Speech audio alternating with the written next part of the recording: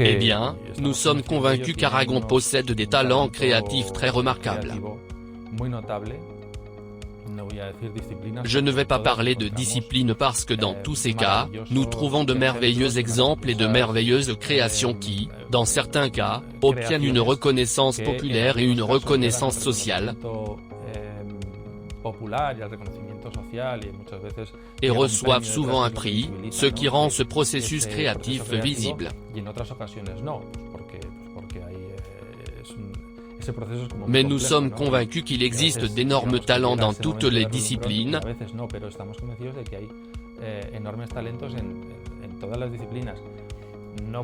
non pas parce qu'il s'agit d'un acte de foi, mais parce que notre bureau reçoit de nombreuses propositions par le biais des lignes d'aide qui doivent évidemment être expliquées dans tous leurs termes, et nous pouvons constater qu'il existe de grands talents, de grands créateurs dans presque tous les domaines de l'activité culturelle. En ce moment, pour parler du plus immédiat, la foire de Francfort a lieu. Et il est vrai que nous avons, par exemple, dans le domaine de la littérature, un moment particulièrement remarquable. Il n'est pas présent à l'ouverture, mais Paco Goyan, de Calamo, a également pris la parole ce matin en tant que professionnel de la culture. C'est-à-dire que le ministère de la Culture s'est également intéressé à l'Aragon, à la littérature aragonaise. Ça ne marche pas, évidemment la planète vit. Et il y a une semaine, je crois que je me souviens, Aragon. Le gouvernement d'Aragon a décerné le Premio de la Letras au grand Javier Sierra. Donc, comme je l'ai dit, ils le sont tous.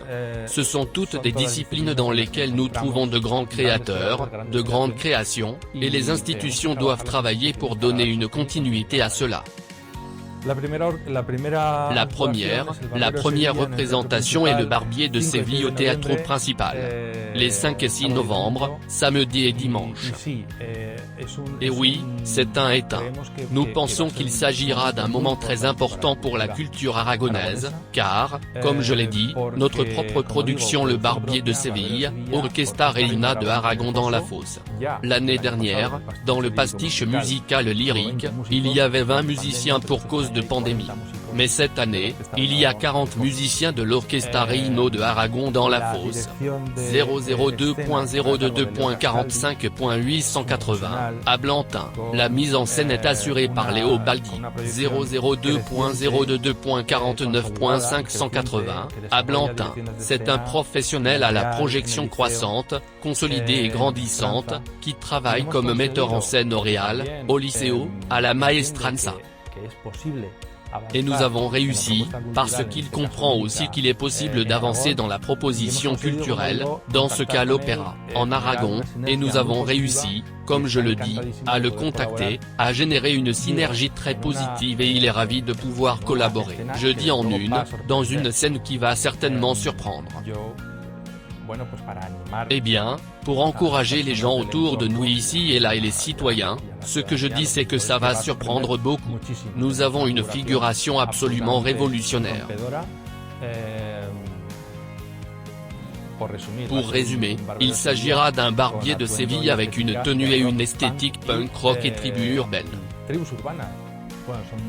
Eh bien, ce sont sans aucun doute des moments très importants en termes d'impact, de visibilité. De plus, la ville où il se déroule déplace beaucoup d'économies. Et bien sûr, la clé est souvent la continuité. Dans le cas de Pyrénéos c'est évidemment le cas, il l'a fait au cours de nombreuses années d'expérience et la marque a été créée. 002.042.19.010, à Blantin. Je pense que Vive Latino a pris un très bon départ, avec la possibilité de rester longtemps, car le festival a été un véritable succès. C'est vrai, et je dois dire que nous parlons déjà de la possibilité d'une nouvelle édition l'année prochaine, donc le bilan est très positif et les administrations ne peuvent que faciliter la tenue de ce type d'événements car ils sont très importants.